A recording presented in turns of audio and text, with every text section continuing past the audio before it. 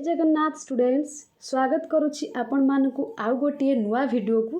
तो ये वीडियो रे आमे डिस्कशन करबा चॉइस फिलिंग अबाउट रे। ठीक अच्छे कहीं आपण माने समस्ते एबे ओरिड अछंती चॉइस फिलिंग केमती कौन करेंगे कि नहीं आपण मानकर बहुत सारा कमेंट आसीथिला। तो से आपण मानक पई वीडियो आनली रश्मि ट्यूटोरियल चैनल तो सब डिटेल्स अपडेट आपण मानकु देई दउची।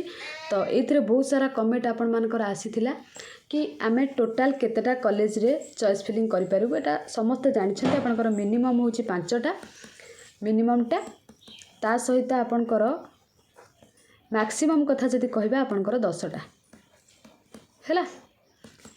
आउ गोटे इम्पोर्टेंट कथा आपण माने थरे जदि चॉइस फिलिंग करि दउछन्ती तो आउ एडिट करि परबे कि मात्र थरुटी आपण एडिट करि परबे आउ करि परबे नहीं मात्र थरुटी। आपण एटा पचारि थिले समस्ते ए चैनल वीडियो रे बहुत जनकर कमेंट आसीथिला मात्र थरुटी आपण माने कोन करि परबे एडिट करि परबे चॉइस फिलिंग रो।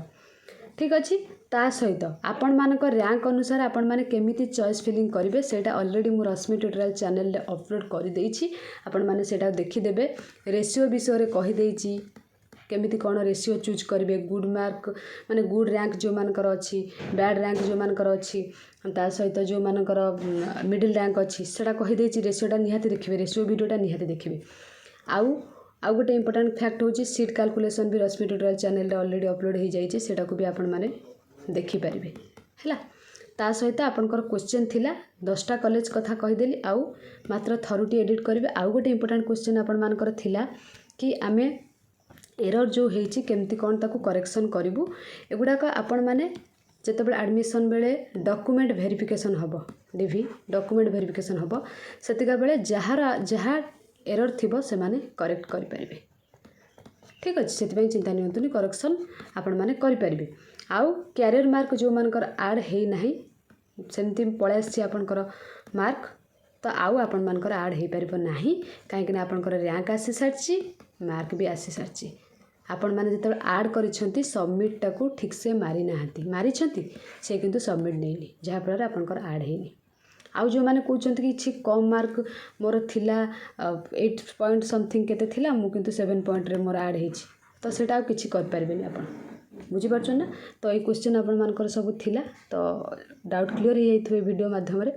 जदि भी क्लियर हे जाइतबे निश्चित कमेंट सेक्शन में कमेंट करिवे जहा किछि डाउट अछि आपण माने कमेंट करि परबे। किंतु चॉइस फिलिंग पूर्वरु आपण माने सीनियर मानक ठारू मतामत निश्चित नेबे ता सहित निज पेरेंट्स को ठारू तरतर हे कि अप्लाई माने चॉइस फिलिंग करंतु नाही सबु भाबी चित्ती कि चॉइस फिलिंग करंतु। आ जोटी चॉइस फिलिंग करूछंती से कॉलेज रो फाइनेंशियल स्टेटस देखंतु आपण माने सेठी जेतिकी पैसा खर्च होबो सेतिकी आपण माने कर पेरेंट्स देई परबे कि नहीं अफोर्ड करि परबे कि नहीं।